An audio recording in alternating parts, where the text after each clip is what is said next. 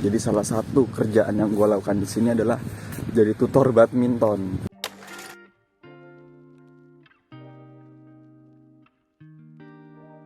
Itu kegiatan dari kampus dan dibayar.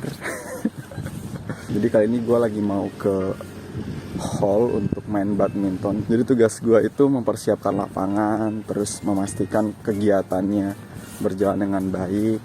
Kemudian nanti kalau udah selesai gue rapihin kayak gitu. Kegiatan ini sih rutinnya seminggu sekali. Harusnya weekend itu hari Sabtu biasanya. Cuma sekarang kebetulan ada jadwal weekdays juga. Dan memang kuliah lagi kosong, jadi ya udah gue ambil aja slotnya. Nanti lihat gimana setup lapangannya, karena ini bukan lapangan badminton yang emang dedicated ya untuk badminton. Jadi dia itu hall serbaguna, jadi nanti harus dipasang dulu tiang netnya, pasang net lagi kayak gitu-gitu. Udah deket sampai ketemu di dalam. Gue datangnya kecepatan dan belum bisa masuk, jadi memang ada aturan kalau lo tuh bolehnya paling cepet datang setengah jam sebelum jam booking lo. Nunggu dulu deh di sini sambil lihat pemandangan. Enak lingkungannya, jadi hall serbagunanya ini ada di tengah-tengah kumpulan flat, jadi memang area permukiman. Dan di sini itu kebanyakan memang flat. Nggak tahu deh ada nggak ya kalau rumah-rumah yang petakan gitu ya. Tapi ntar kalau misalnya ada, gue coba ambil shot gambar. Tapi sekarang gue akan ngasih lihat dulu kira-kira flat-flat itu kayak gimana sih kelihatannya dari jalan-jalan di luar aja. Itu flatnya tuh sekitar 1, 2, 3, 4 lantai. Biasanya kalau 4 lantai itu ada liftnya. Nah kalau ini cuma 3 lantai, jadi dia cuma ada tangga doang. Mirip lah kayak di Indonesia kalau misalnya bangunan yang mau ada liftnya ada minimumnya. Ini nih hallnya nih, udah nyampe. Gue udah di dalam. Ini masih ada yang main floorball. Jadi kalau yang belum tahu floorball itu kayak gimana, aku juga belum tahu sih. Jadi ini kita lihat aja ya.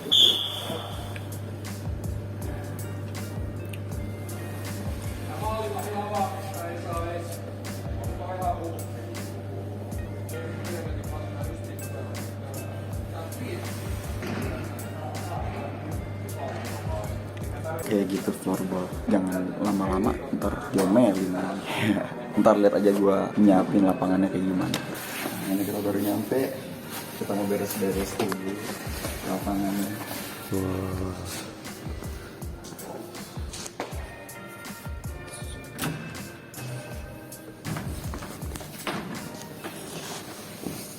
Okay. Like that? Yeah. It's very heavy. Okay.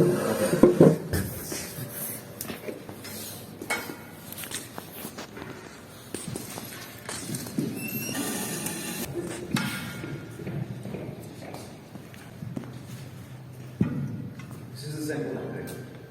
Yeah.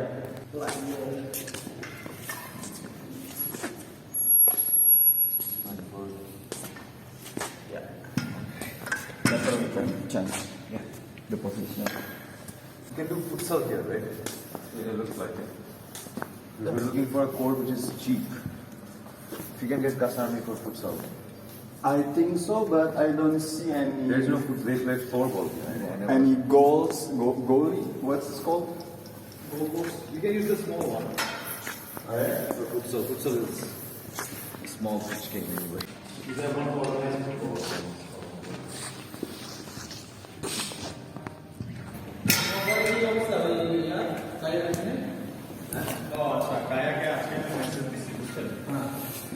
Ini nih kerjaannya.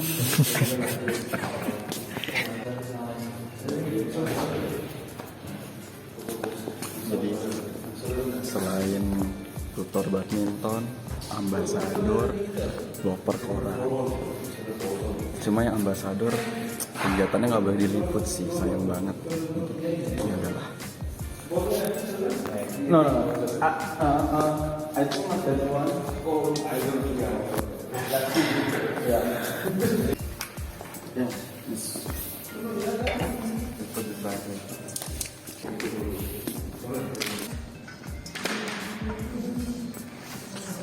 Enak ya, ada kameramen ya.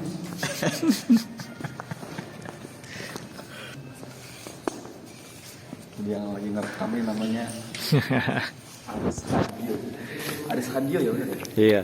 Aris Hadio dipanggilnya Dio. Thank you. Dio. Udah ngerekam. Thank you, sama-sama.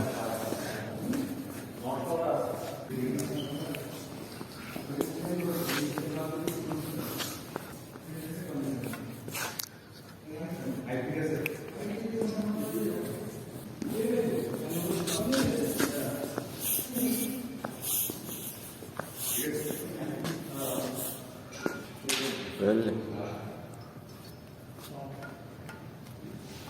Wah, mantap.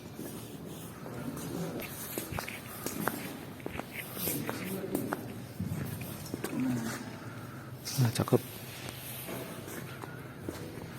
Sama gue juga mau nunjukin Apa nih? shuttlecocknya. Wah, Di sini shuttlecocknya pakai plastik plastik. atas nama sustainability. Enggak ding, emang irit aja karena kegiatan ini tuh dibiayain sama kampus. Jadi mahasiswa itu bayar per semester sekian 26 euro ya kalau nggak salah. Ya kan? Oh ya, ya.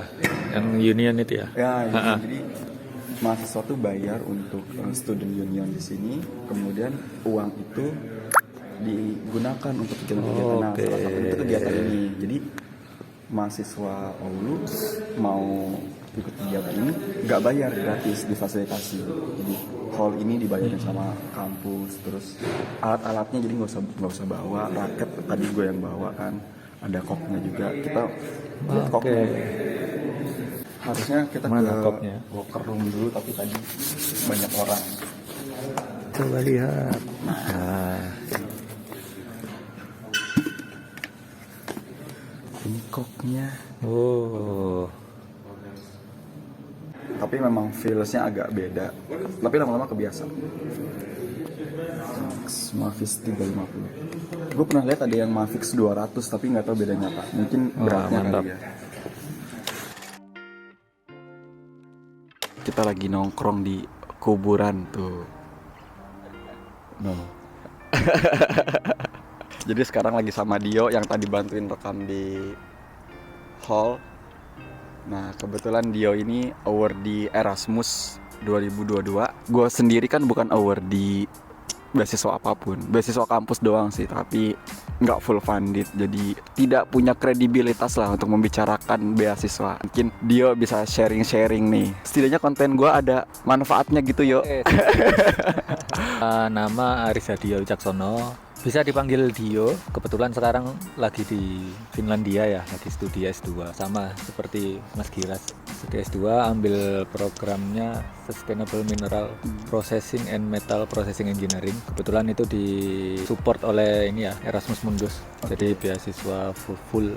Erasmus ada banyak program ya. Ya, Nah, kalau yang lu ini termasuk program apa? Kalau nggak salah ada klasifikasi, ada nama-namanya di iya, kalau nggak iya, salah. iya. Namanya itu tadi yang jurusannya tadi Sustainable Mineral and Metal Processing Engineering. Cuma singkatannya PROMIS. Ah, itu Gitu. maksudnya ya, Promise ya. Sebenarnya masih banyak lagi programnya, itu cuma salah satu. Promise ini di negara apa aja? Kalau nggak salah ada banyak ya negara-negaranya. Iya, kan, kalau iya, Erasmus. iya.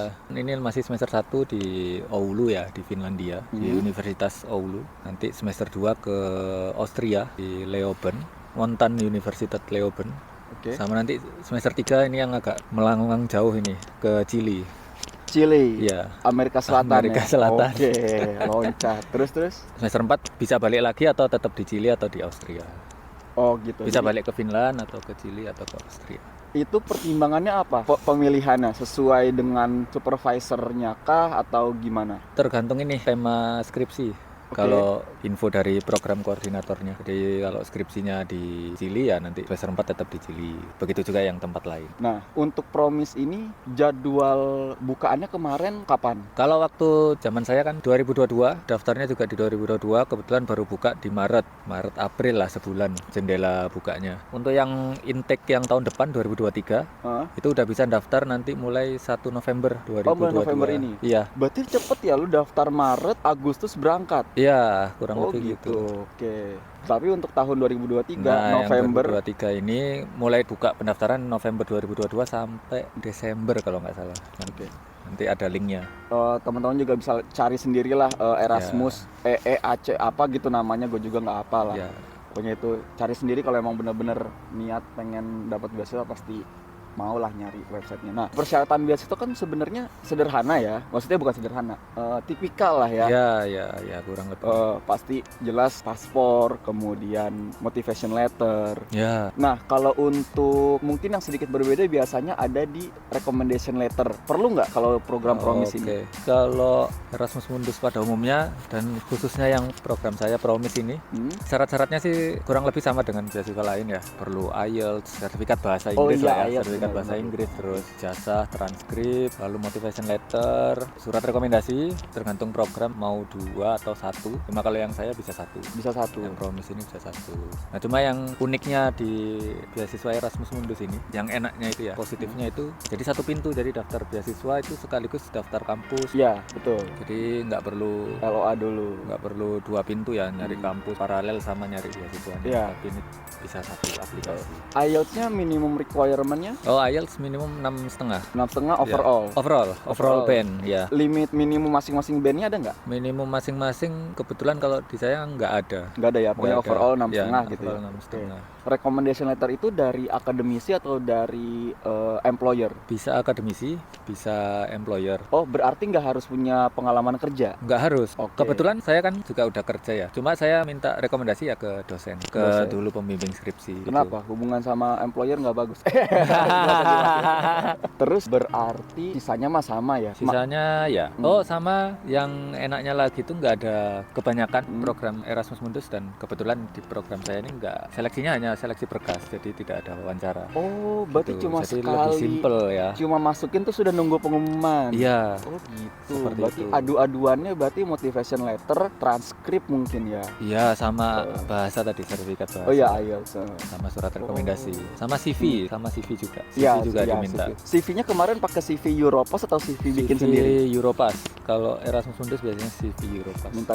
Iya. Jadi harus diperhatiin karena ada beberapa program yang dia itu meminta khusus formatnya Europass CV. Dan Europass CV pun punya beberapa layout. Jadi nanti kalian harus memastikan kalau kalian menggunakan Iya. layout yang diminta. Kalau nggak salah gitu ya, Ada benar ya? websitenya sendiri untuk bikin yang CV Europass itu. Pokoknya searching sendirilah Europass CV.